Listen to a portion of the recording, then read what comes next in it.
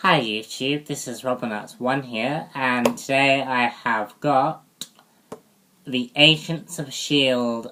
pilot review. So let's get started. The Agents of S.H.E.I.L.D. is based on the is in the Marvel Cinematic Universe, taking place just after the Battle of New York in the Avengers film. And given the success of the Avengers film, like everyone knows about the Avengers film. And it was a very, very successful comic book film to the standard of the Dark Knight Rises. Not Dark Knight Rises. The Dark Knight film. Like, it was to that standard. So, Joss Whedon, who has been known to do TV shows like Dollhouse, Buffy, Angel, Firefly, decided to do a spin-off of the Avengers film, sort of tying into his Marvel Cinematic Universe. This pilot episode actually has broken records.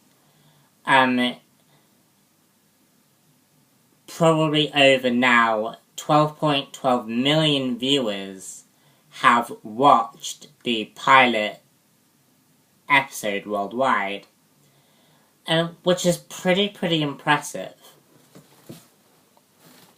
Like, Iron Man 3 broke records, and this is breaking records too. And the Marvel Cinematic Universe has actually become very successful in the box office numbers. And it's very impressive that the fact that we have a movie franchise that is doing this well. And this is for a TV show. So imagine what they can do, just imagine what more can be created just with this success.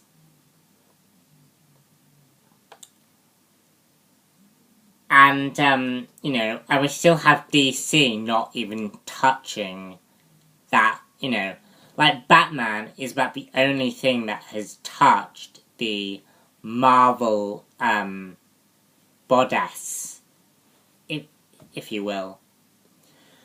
So the Agents of S.H.E.I.L.D. follows a... Sorry if I keep looking this way, I've got my computer here with all my notes. Agents of S.H.E.I.L.D. follows a team of level 7 S.H.I.E.L.D. agents who basically are attempting to protect the world from the aftermath of Battle of New York. And basically they're ensuring that alien technology doesn't get into the wrong hands. They're trying to protect superheroes from particular factions that would either put their lives in danger or endanger the world at large. And you have the alien technology seen in the Avengers being actively sold on, like, the black market, and actually used in real science, in science labs to create these superheroes. And to me, that is a great premise for a TV show. And I loved the introduction to the show. Because it discusses how the world of Marvel is changing from what it used to be. And that there's these S.H.E.I.L.D agents who are protecting the world, and now, but because the world has changed, what does S.H.E.I.L.D now stand for? Maria Hill, played by Kobe Smulders, who plays Maria Hill in the film, says that the Battle of New York changed the world, and it basically, they had their apocalypse, and now this is the new world, a world where superheroes and aliens exist. And it's about where do human beings fit into a world full of superheroes and aliens, and how does a normal human being fit into all of that? Like we have people who are a lot more advanced than us fighting like aliens. It's a pretty big thing, and it does bring a scope to what Iron Man 3 was trying to portray in Tony Stark. And to see that on a bigger scale is something really good, because it's something that I don't think the Marvel Universe in the comics actually ever touches upon. Like, we don't get that average human being living in this world where superheroes exist and aliens exist, and we're just getting trampled on. It's great.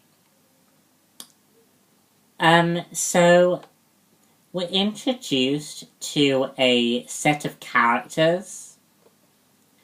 We're introduced to Skye, Agent May, Agent Ward, and two scientists by the names of Leo Fitz and Gemma Simmons. And these are, like, the new kids. Like, they're not... These characters are introduced for the show.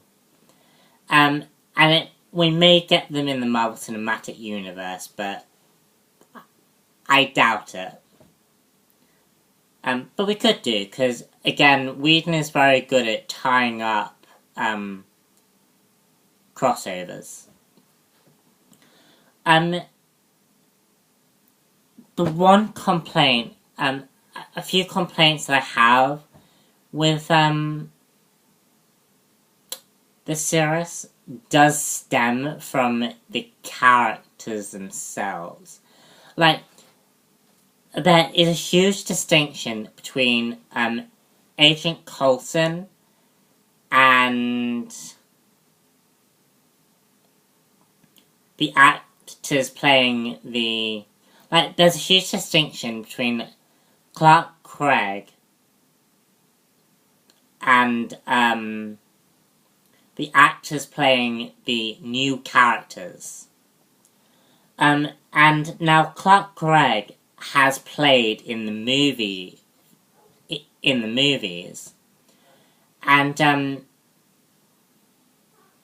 I noticed a very, very subtle difference between his acting and their acting. Like, Clark Gregg could have been in a film, whilst the other actors, they felt more TV, and to me it felt like it was a bit of a clash between movie versus the TV, and I don't think it integrated very well in this first episode, so I was a bit disappointed about that. However, Coulson is phenomenal. He's really good. He brings in the same level of quality of acting that we saw in the movies. And although Agent Coulson wasn't my most favourite character, I liked him in the TV show because I got to know him a bit better, and I really liked that. But the rest of the interaction between the other cast members, just to me, again, felt very, very subpar to this movie actor. And Whedon, and I know it's just the first episode, however, Whedon didn't give me very much character development in the first episodes. Like, going back to Whedon's older work, characters like Dollhouse and Buffy all had very, very interesting stories. And this one didn't. Like, each character had a level of interest in the first episode. And I don't think this one had that. Another issue that I had was the humour. Like, I've said it in my Iron Man 3 review, and I'll say it again. The humour, I think, overtakes the films. And it definitely overtakes the TV series. And it felt awkward because the story wasn't able to go anywhere. All in all, I think the show has potential to be really, really good, and something very, very different. And we get a lot of references from the movies, and a lot of references from, like, comic book stuff as well. I really, really liked Mike Peterson in the role. I hope he has the opportunity to come back.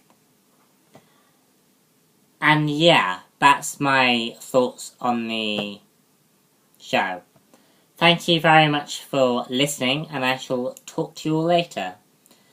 Subscribe for more Agents of S.H.E.I.L.D. reviews. I shall be doing this every Friday from now on. And also, I'm currently doing Arrow Season 1. So, subscribe for that. Bye.